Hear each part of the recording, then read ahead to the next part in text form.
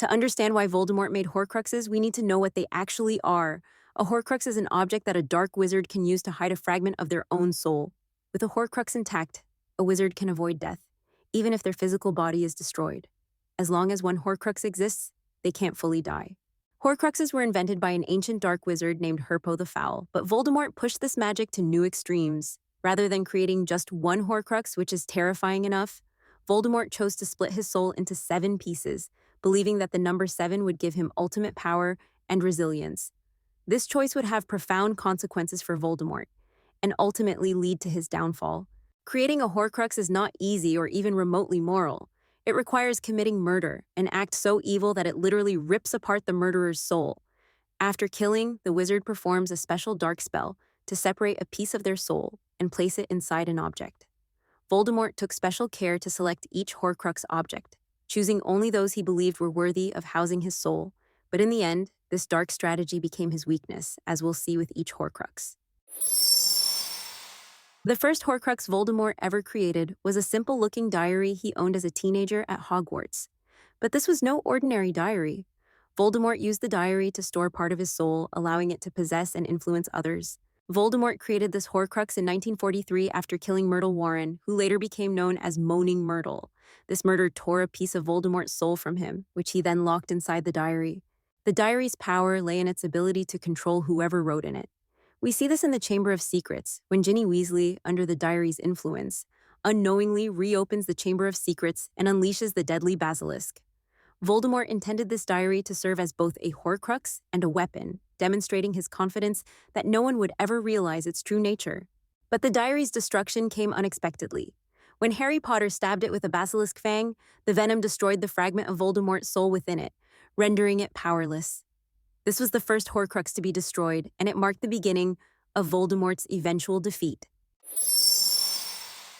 Next, Voldemort chose an heirloom ring that belonged to his grandfather, Marvolo Gaunt. This ring had a special meaning for Voldemort, connecting him to his Slytherin ancestry, but what Voldemort didn't know initially was that the ring also contained one of the 3 Deathly Hallows, the Resurrection Stone. To make this Horcrux, Voldemort murdered his own father, Tom Riddle Sr., as a way of rejecting his Muggle heritage. This act not only split his soul again, but it also severed him further from any shred of humanity he had left. The ring contained a powerful curse designed to kill anyone who tried to destroy it. When Dumbledore discovered it, he attempted to neutralize the curse but suffered a terrible injury in the process. Finally, he destroyed the Horcrux by striking it with the Sword of Gryffindor, which had absorbed basilisk venom. This destruction weakened Voldemort even further, setting the stage for the battle to come. Voldemort's third Horcrux was an ornate locket that once belonged to Salazar Slytherin, the founder of Voldemort's Hogwarts house. This locket represented Voldemort's deep pride in his Slytherin lineage, and he protected it with powerful enchantments. The locket was created after Voldemort killed a Muggle tramp, which shows his increasing willingness to commit murder simply for the purpose of self-preservation. Years later, it ended up hidden in a seaside cave and was later moved by Regulus Black to his family home at 12 Grimmauld Place. The locket's powers included sowing doubt, anger, and despair in anyone who wore it. We see this clearly when Harry, Ron, and Hermione take turns carrying it during their Horcrux hunt. The locket preyed on their fears and insecurities, affecting Ron especially and nearly causing a fracture in their friendship. Ron ultimately destroyed the locket with the Sword of Gryffindor, after overcoming a vision designed to manipulate him. This act symbolized not only the destruction of another Horcrux, but also Ron's growth and his commitment to fighting alongside Harry and Hermione. Voldemort sought out objects that symbolized each of the Hogwarts founders. When he acquired Hufflepuff's cup, he knew it was perfect for his collection of Horcruxes. This cup was said to possess magical properties, and Voldemort murdered Hepzibah Smith, its previous owner, to claim it. He stored the cup in the Lestrange family vault at Gringotts, trusting in the bank's formidable security, but in Deathly Hallows, Hermione, Ron, and Harry infiltrate the vault and recover it. Hermione destroys the cup with a basilisk fang, which is one of the only substances capable of annihilating a Horcrux.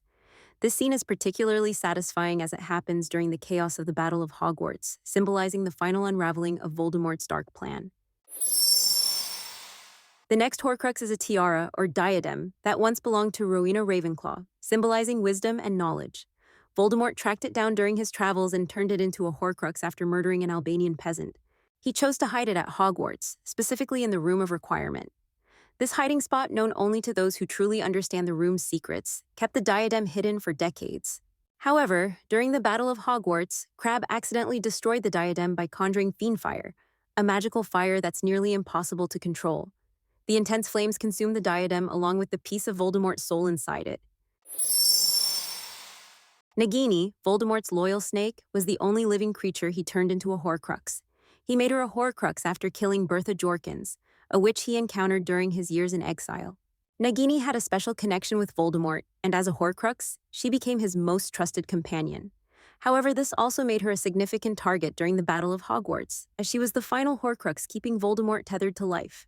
In one of the climactic moments of the series, Neville Longbottom kills Nagini with the Sword of Gryffindor. This act destroyed Voldemort's last link to immortality, rendering him mortal and vulnerable at last. Perhaps the most unexpected Horcrux was Harry Potter himself. When Voldemort attempted to kill baby Harry, the killing curse rebounded, splitting Voldemort's already fragile soul again. Unintentionally, a fragment of his soul latched onto Harry, making him a living Horcrux. This connection allowed Harry to sense Voldemort's thoughts and emotions, and even granted him the ability to speak Parseltongue. It's also why Voldemort was determined to kill Harry, as he unknowingly sought to destroy a piece of his own soul. During the final battle, Voldemort unintentionally destroyed this Horcrux when he cast the killing curse on Harry in the Forbidden Forest. Harry's survival marked the end of Voldemort's Horcruxes, setting the stage for their final confrontation. In the end, Voldemort's Horcruxes, which he believed would make him immortal, became his greatest vulnerability. By the time Harry and his friends destroyed each piece of his soul, Voldemort was left weak, fractured, and mortal. It was a powerful reminder of the cost of dark magic and the ultimate price of pursuing power without limits. Which Horcrux destruction scene did you find the most satisfying? Let us know in the comments. Thanks for watching! If you enjoyed this breakdown of Voldemort's Horcruxes, make sure to hit that subscribe button for more deep dives into the wizarding world. And if you want to learn more about dark magic, check out our video on the forbidden and unforgivable curses. See you next time!